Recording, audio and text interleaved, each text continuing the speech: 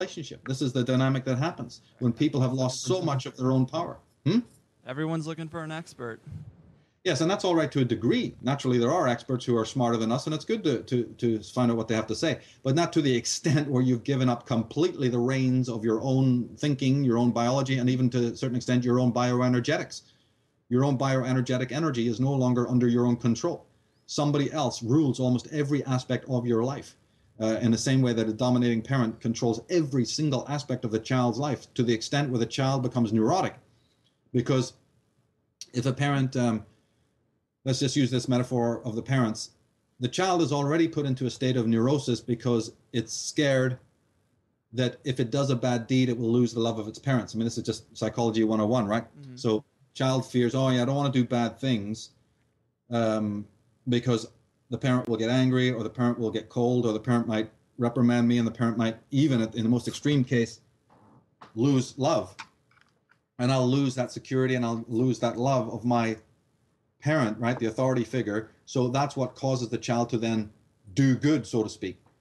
And many psychologists have argued, is the child really doing good out of its own true, actual moral, nature, or is it because it knows it's going to get punished? But that's a separate thing we don't need to go into. All we need to look at is there is this feeling. And then the child's acts of badness, what would constitute one of those acts of badness? Rebellion, outright aggression. If the child is already worried about a mere infraction bringing the disapproval of the parent, the child is fully aware that if it acts completely aggressively or stands up against the parent for even the parent's misdemeanors, it will suffer an incredible wave of retaliation, right? So what then happens is, in the child's mind, the next level of repression is of the aggressive instincts. And see, what my message is that these aggressive instincts are not all necessarily bad. When something rotten is happening to you, you should act aggressively. You should not be all right with it. But very early on as children, we learn that any act of aggression whatsoever will be immediately cause enormously painful reactions. Like I say, the complete loss of love from a parent, let alone all these other consequences that might happen. So the instinct of aggression, which is a natural bioenergetic response to the violation of your integrity and the violation of your selfhood, you repress it in order to identify with the master, to identify and get their approval. So in other words, you're willing to accept any kind of tyranny and even accept the approval of that tyranny because you've repressed your own instinct of aggression. And that act of aggression might have been as a defense against the violation of your selfhood. So this is what we see when then we take a step forward and move into the political world or into the sociological world. That's what we have. We have a world of smiling depressives, each one of us seeking the approval of others. And it's a soft tyranny that is taking place. And the moment that any individual, and this is the crux of the matter, and people who are going to think deeply about what I'm going to say now, they will have a big, big piece of the answer here. And that is that the anxiety exists when any kind of show of selfhood emerges. So in other words, that the person who has repressed their instincts, the person who has completely self-mutilated their own selfhood, their anxiety is not a true anxiety, right? Their stress is not a true stress. It's the stress of that selfhood, which doesn't go away, trying to reemerge healthfully. So the person's own neurosis, the person's own disorders, of which we know the world is awash in, is actually a pseudo-anxiety, a pseudo-despair, a pseudo-distress, because you're actually been repressing your selfhood. And that selfhood, being a natural, organic, spiritual thing, doesn't die. You can repress it, but it doesn't go away. Anytime that it tries to reemerge in whatever form, that now causes your anxiety. So the anxieties of the world today and the stresses of the world today are actually based on their true voice trying to make a reemergence. So it's incredible how this thing works. And therefore, you're actually self-mutilating yourself. It's the self-murder that I talk about incessantly, this self-sadism that's going on. And you do it to get the approval of these slave masters who are pretty much in the same boat. They're the self-murdered. And then they encourage you to self-murder yourself, and then you do it. And then any anxiety that exists today is not, Greg, the anxiety of, oh my God, I wish we were all free. I just wish we could get rid of Big Brother. I'm losing sleep because we're in a slaveocracy. No, the stress is, gee, I wish I could get a better placement in that slaveocracy. Gee, my biggest problem is I wish I could really get rid of my selfhood completely. I wish it wouldn't bother me at all. And I was able to go along and get along and be a real celebrity, and have everything that Big Brother could hand me. I haven't got enough seniority within the lie. Right. Yes. This is what we're dealing with. And that's why that answers, as I said, if people think about this, it'll answer a lot of things. One thing it answers is why so many people in so many parts of the world deny the conspiracy and fall in line. You see, that's why there's so many treacherous, deceptive people all over the world in the state of delusion, so that when somebody like me starts to speak, they go, Michael, you're crazy. Look at all the sane people with their uniforms on, walking in lockstep. What are you telling us, that we're crazy? You see, that's why it's so ubiquitous throughout the world, because it's an inner psychological contract that people have with themselves. And so you have to free yourself, first of all, from that web of lies. You have to ask yourself, not that I've been sold a lie, but why have I bought a lie? Mm-hmm. Hell yeah. I mean, I find that all the time. The more I talk about this type of material, be it even the control side of it, or even the Nephilim side of it, even the Anunnaki side of all that ancient stuff, or be it Atlantis or UFOs or anything, I'm constantly seeing myself marginalized by people I've known for 15 years that just they don't have an interest, and I'm like, I just can't I can't see how they don't have an interest. It's kind of it's fun. It's like they'd rather continue to play the game and try to get ahead in it, like you said, than admit they're playing a game at all. And but if you brought out your balls to do a juggling act in front of them, you'd have tons of mates. Exactly. How do we get back to finding our selfhood, as you said? By never asking anybody else how to do it, and by fully by disconnecting that chain. And first of all, just noticing it simply without judgment. Because if you judge yourself, then you're doing the same self-sadism and beating yourself up. Just observe it, like any genealogist observes whatever he observes.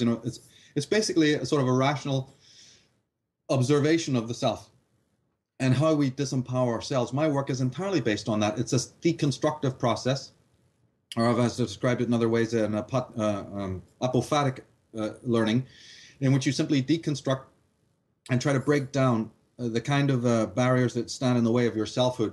Ultimately, all thinking is destructive. I know people have a very difficult time understanding this, but thinking is deconstructive. The rational critical apparatus is to break down illusion, to see through lies. Scientists do it every day. Detectives do it every day. We do it every day. Progress is all about looking at how to do a thing better, which means throwing out all redundant ways of doing things. That's what psychoanalysis, psychology, philosophy is all about. And one of those threads is the simple, natural response that we have to seek guidance from the misguided. There's many reasons why we do it, but it needs to stop. And we have an entire world full of gurus and teachers and pseudo-teachers and misleaders and whatever else who, because they have a little modicum of knowledge or insight, technical or other, they then set themselves up as gods. This was pointed out even by Socrates, 300 years BC, that this is what people do. And then they set themselves up as authorities and then try to dominate everybody else. They don't awaken your own natural intelligence. Shit, that threatens the hell out of them. They don't want that. So we have all these petty dictatorships, starting from the home, starting from the family level on up. And we have to watch that tendency in ourselves, and we have to realize that when it comes specifically to your question, how do we return to selfhood, there is no A to Z anywhere. There may be some signposts that other teachers and philosophers who've done lots of thinking through the centuries, and we definitely should be up to speed on a lot of their theories, of course, because we don't have, one of the other paradoxes here is that the normal human life isn't long enough to even come to grips with some of this information. That unfortunately is just a built-in problem. One of the things that assists us is the fact that we have, many teachers, many philosophers and great men who have done a lot of this thinking for us and have sort of percolated down a lot of the key answers, and we should be up to speed with what they're talking about, but only as signposts. We still have to walk the map. We can't just get in line behind those guys. They knew what they knew for themselves. Their philosophies was an outcome of their particular psychology as well. Doesn't mean that it's going to fit everything that each other individual understands. So you have to have all these teachings percolate down through your own consciousness, and that means work. That means hard work, and that means cutting no corners. But it doesn't seem like hard work if you're passionate about it. That's what is really separates the sheep from the goats. It's only a lot of hard work if a person is so distracted with other nonsense in the sensational world and hasn't got the passion. If the person has the passion about it, then it doesn't seem like hard work at all. To familiarize yourself with these concepts, for instance, just explaining why there's the mind-body, dualism or whatever it might be, or again, starting with the symbolism question, or asking the big question, is there a God, and so forth and so on. If a man is passionate about these kinds of questions, then he will be guided, but he doesn't need any external physical guide necessarily. Those are just signposts that he meets on the way as he is doing the walking. This is the thing to bear in mind. Yeah, I mean, I know you're familiar with Alan Watts, but he basically taught me that Zen is just trying to act without that thinking filter. Just act immediately without overthinking it. And when it comes to the symbolism, that is where I think I just drive myself crazy. And like, for example, I have a friend, Kyle, who swears by the symbology as well as like the 11:11 phenomenon. And for me, it's just a hard thing to believe, and I actually have been talking to him about, I've personally experienced an overwhelmingly amount of coincidences with the number 42, and I don't understand why or what it could mean.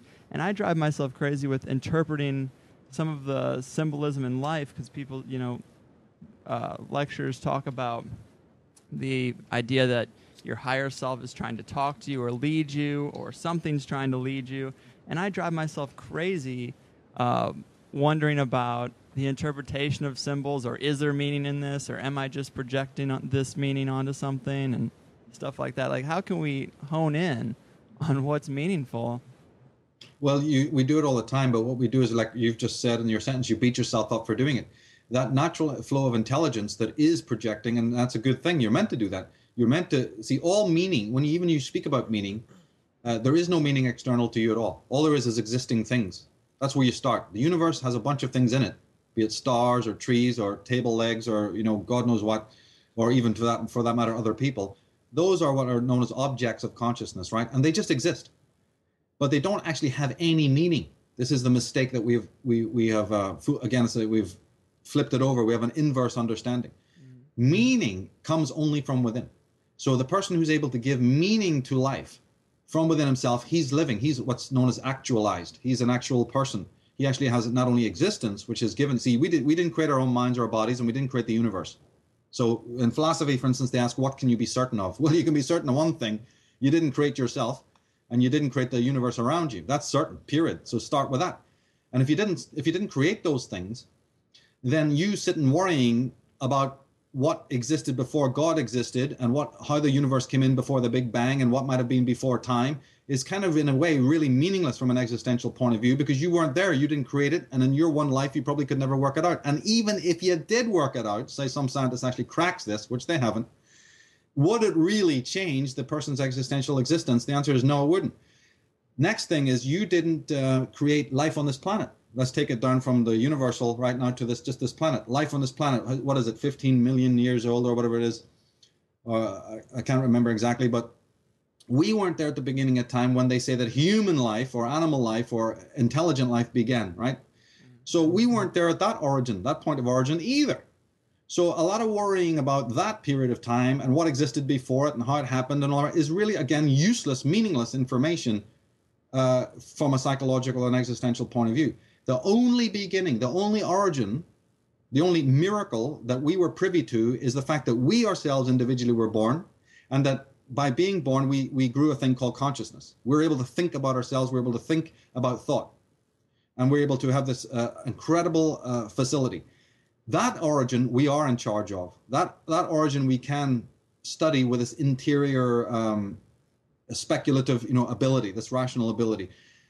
So that is where then many philosophers have said the main focus should be. These other things are of interest, of course, naturally, but they're not really of interest psychologically or existentially. Your existence, the fact that you came in with consciousness, and it's what you do with that consciousness, right? How you orient it. So thinking of itself is, again, meaningless. It's what you're thinking about, and it's how your thinking is focused. This is where the real answers will come from. In other words, what I'm saying again is that meaning comes from within. You give your life meaning. But what we do is we shut off that organic intelligence, or it is shut off for us, again, by the parents and what have you. And then we start to conform, or we start to let other people lead, or we want other people to inspire us.